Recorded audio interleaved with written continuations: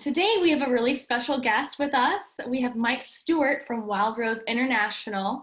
And Mike is the president of Wild Rose International, which hosts a full-service kennel board and services in Oxford, Mississippi, Dallas, Texas, Hillsborough, North Carolina, and additional training facilities also in Colorado and Arkansas.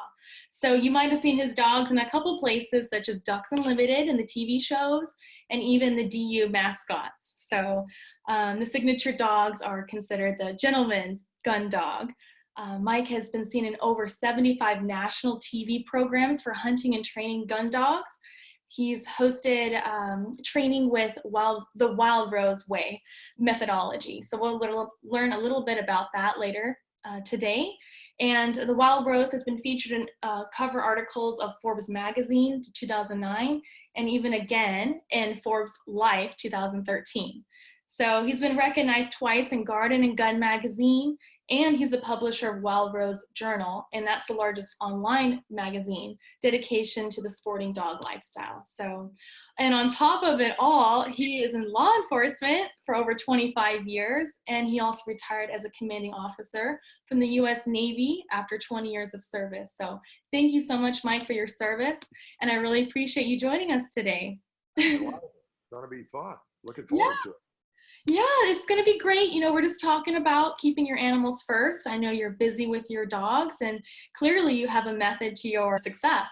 So if you don't mind, we just talk a little bit of maybe about the Wild Rose Way and what that would entail. Well, great. Wild Rose specializes in what we call the gentleman's gun dog. That's a dog of versatility. We can do multiple games, ducks in the morning, quail in the afternoon, come and watch the big screen TV. We're looking for personal companions, destination dogs. People want to travel with them. Then that gave us the idea around 2007 to have an adventure dog. Dogs that hike, bike, camp, canoe, dogs of outside sports, outside adventure. That's become a very popular program. We have 3 certifications you can receive. With the basic one is trail rated. Then we have adventure dog certified, and then master tracker. And there's probably 15 master truckers. And it's an achievement to get one of those honors. And then we do service dogs as well. Mostly therapy types of dogs for different types of services. So basically, the dog that we use is the British Labrador. It's a British small Labrador. dog. They originally were imported from the United Kingdom. They're raised at specific kennels, like you mentioned, Dallas, Oxford, Mississippi, and Hillsborough, North Carolina. They're raised there and turned over to their owners. And then we are all about bringing out the natural ability of the dog, applying controls, and training the owners. We don't use a lot of force in our training, mostly through repetition and consistency. We build patterns. It's about predictable patterning. That's the way we've developed our training methodology that you mentioned, called the Wild Rose Way.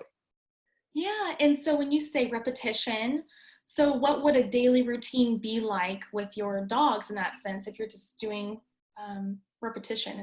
Well, I guess that's a double barrel question, if you will. One, are you talking about me specifically or a specific client, or how to run a dog kennel? If you're a dog trainer like we are, we have a certain number of dogs that each trainer is assigned. And so that's his personal dog when they're in training, and he has a curriculum that he follows. If you're an individual, then your day in the life of the dog is going to be quite different. There's got to be a routine. The dogs, either way, dogs like predictability. They like stability. They follow stable leaders. You don't want to go to the point of boredom. You don't want to bore the dog, but at the same time, you need a stable lifestyle to really have a dog that conforms well, learns well, and has good behaviors. So sometimes the families are not that stable. They've got kids and soccer and all kinds of things going on. It becomes quite disruptive to the dog's day in the life of the dog. Same thing with the trainer. We take the dogs out on a specific routine. When we go out on say a training course for the day, a lesson for the day, we begin with the dog what we call the ramp up. We bring out the dog out under control, on the lead, get a nice, calm, quiet behavior. Of course, the dog is really going to be excited, wanting to go, but no, well, we're going to wait. Tell the dog to calm down, because to get what he wants, he's got to give us what we want, which is the calm behavior.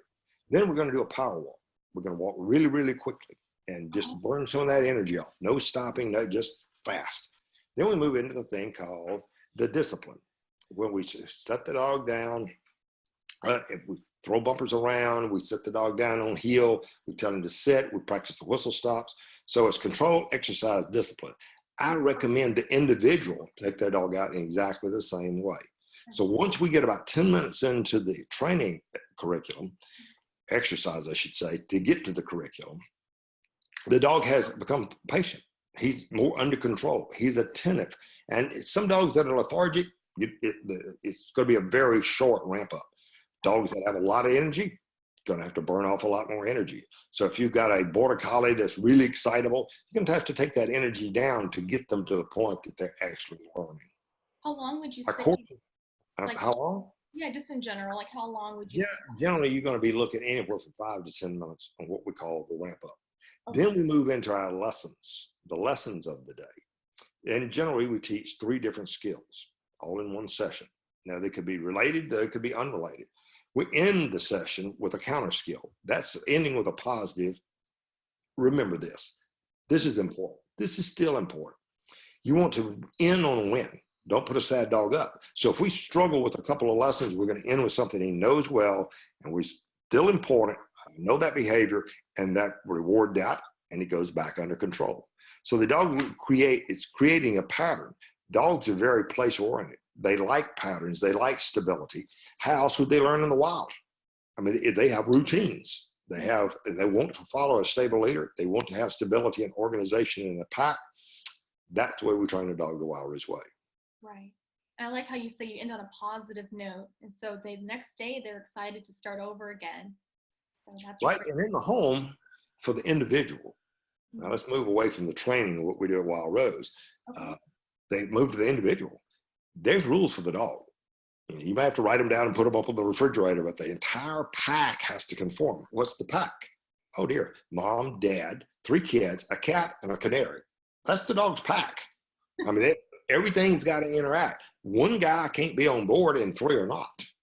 Right. So mom's doing the right things, following the right Wild Rose schedule. Dad comes home and throws tennis balls in the backyard repeatedly, overexcites the dog. The kids are letting them free swim in the swimming pool. And then we want to know why we have erratic behaviors in the dog. So you want to have that balance within the whole home. So place training is important for the dog. He has a place in the home. There's usually a dog bed. Yeah. The different types of dog beds on the market, all are good. You could put the dog, how many places can you have in the house? As many as you want. You could have one in the bedroom. You could have one in the living room. You could have one downstairs. We have 2 homes. Deke has his place in both homes, and he knows exactly where they are. You can come in and say, go to bed. He's straight through the house. He knows exactly where it is, and he stays on that place.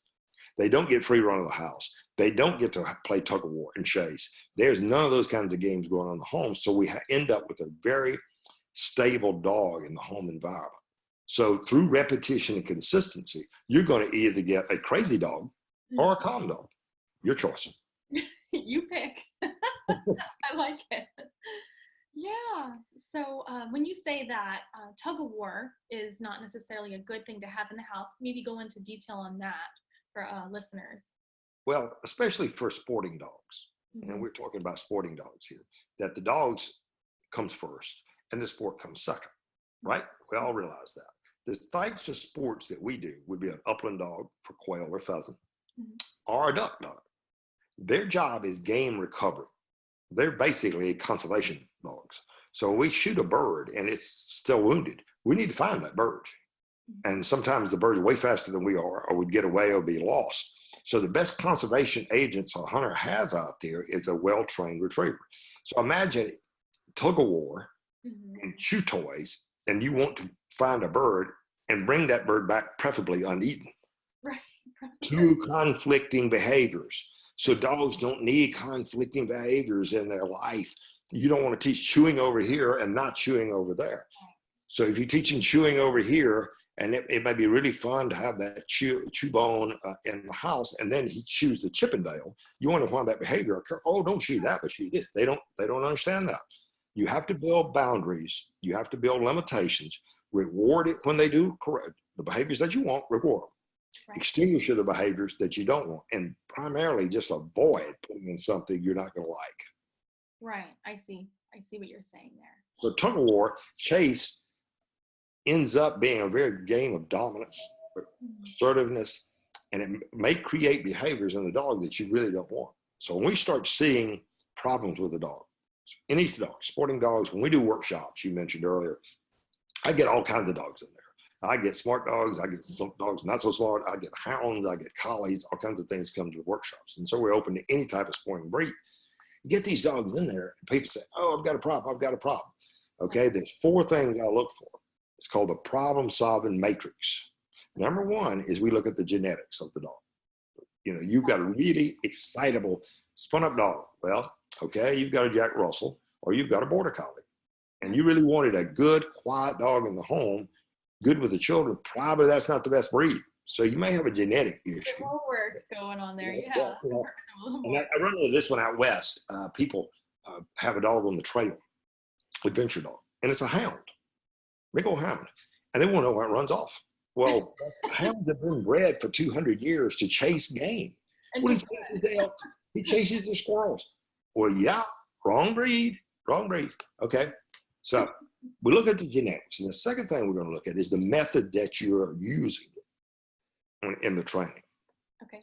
That means, are you doing the right things? We already mentioned chew toys, tug of war, indiscriminately just throwing balls, but we expect the dog to sit steady and quiet, and you're just ramping him up, giving him too much excitement and rewarding that excitement with the retrieves. So we look at the methods. The third thing we look at is your relationship. Are you really a pack leader? And leadership is not dominance in a way of dominating the dog through force. It's balancing.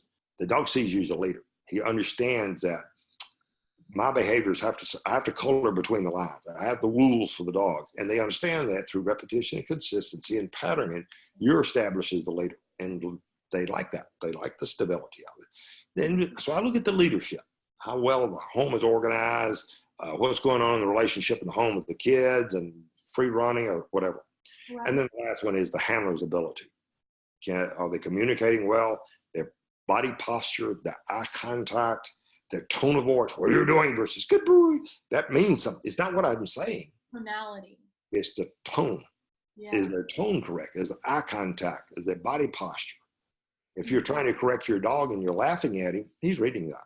Right. He just thinks it's a joke too. You're laughing. Yeah, so think about the communicators of the dog.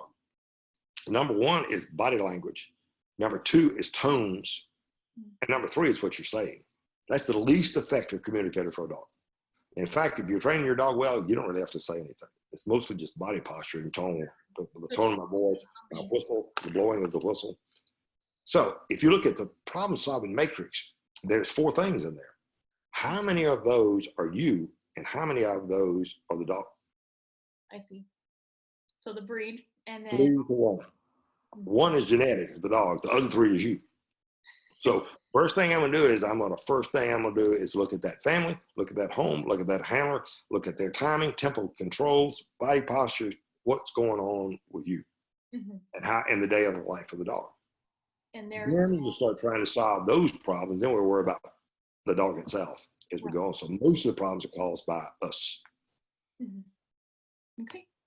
Yeah, I think that's great. I think that's wonderful. So you're checking to see just the environment of the dog, and then you recommend just having a place for them in the home, their own place that's no one else's.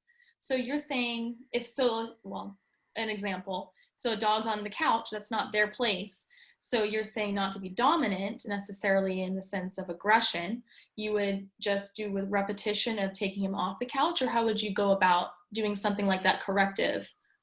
Really, if you've done it correctly, you wouldn't be on the couch to begin with. In the first place. Most of our training is about don't put something in you have to take out later. That's a Wild Rose law. There's 20 Wild Rose laws. They're just indisputable laws. And they're in our book, Sporting Dog Retriever Training, the Wild Rose Way. And that applies to any kind of dog. So even the service dogs or adventure dogs. We don't put in a behavior we have to take out later. So the dog would have never been on the couch.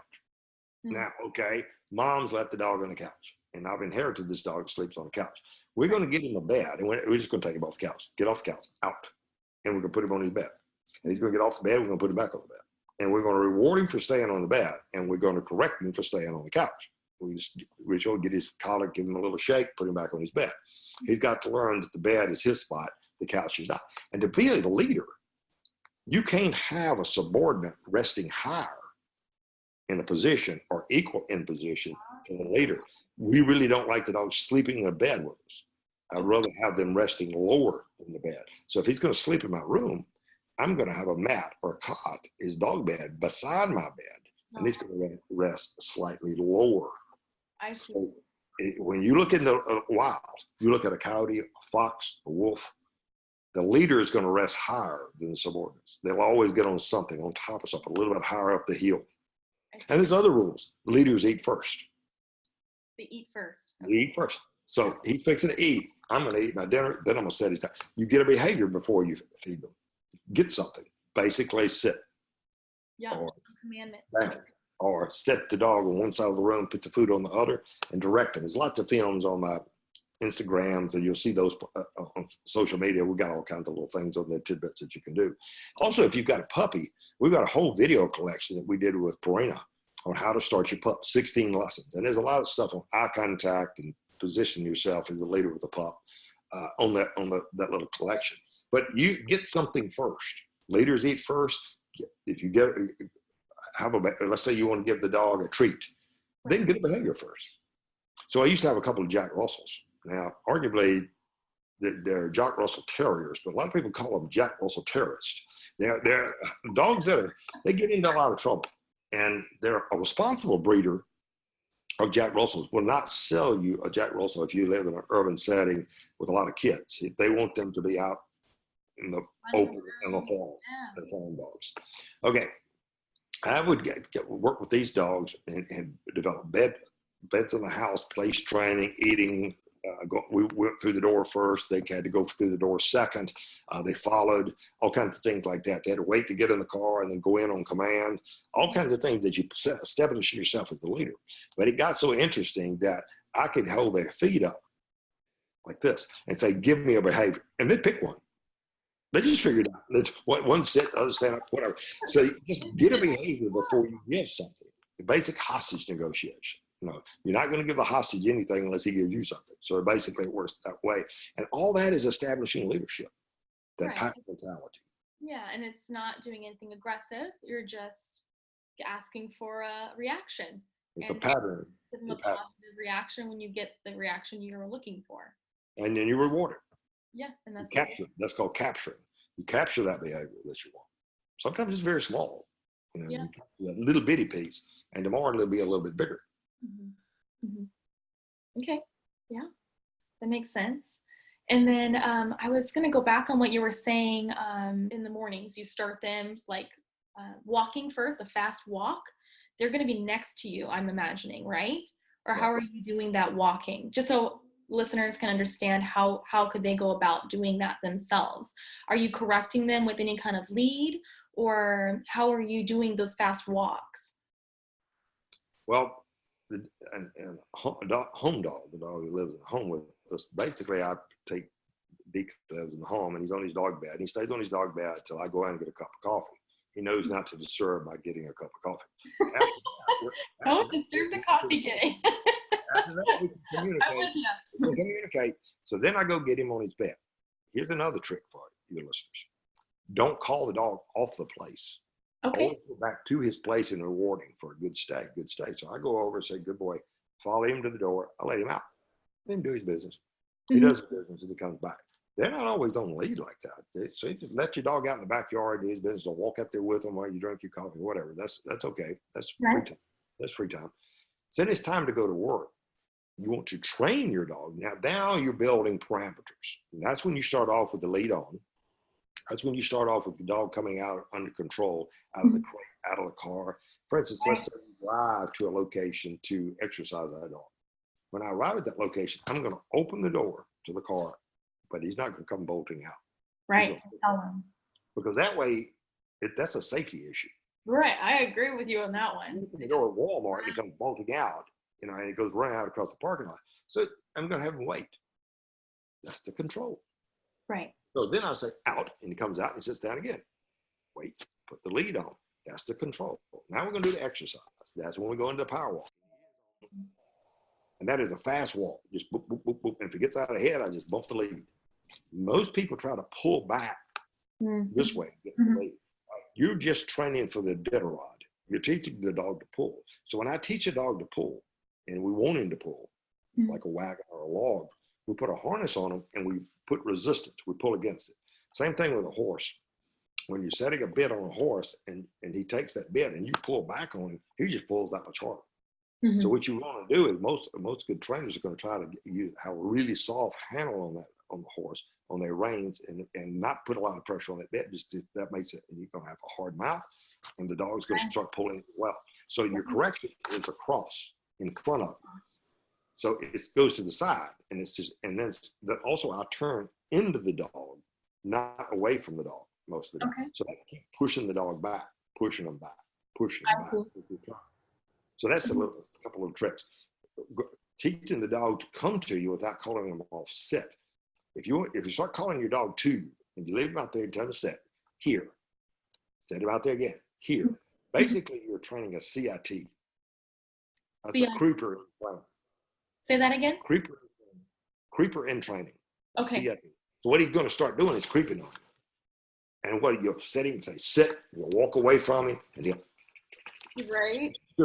So we don't call our dogs to us off a sit in training. How do you get them to learn the behavior? We're going to walk ahead of the dog, okay? And we're just going to reverse. I see. So this is the handler. This is the dog. Just reverse. And then I'm supposed to start heel, here. I see. So you just go back and forth. But don't set him out here and say here. You're going to start teaching that creeping. So think about what you're doing with your dog and what patterns you're doing with your dog. Anything you repeat over and over again, and the dog likes it, you're putting it in. You're training that behavior. So you better like it. So you better like it. So one way or another, he's getting trained. Then we're going ahead on our walks. The walks are under control. And then for the adventure dog, we teach some cool stuff like off trail. That's a command. You see the crazies coming down the trail in front of them. They could be on horses. They could be on mountain bikes. They could be runners. And what I'll do is I'll say off trail, and the dogs will jump off trail up on the bank or jump down the bank, either one. So you can start teaching cool behaviors like that. Loading on rocks. I'll teach them to load, get on the rock. They love that. Jumping over logs. We have all kinds of agility things that we do on that walk. Now, if you're dog training, okay, are you doing rally? Are you doing frisbees or whatever the thing is that you're going to go do for your training? That's part of it. But we start off under control. We always begin under control, and we always end back at the car or the house under control. On a positive note too.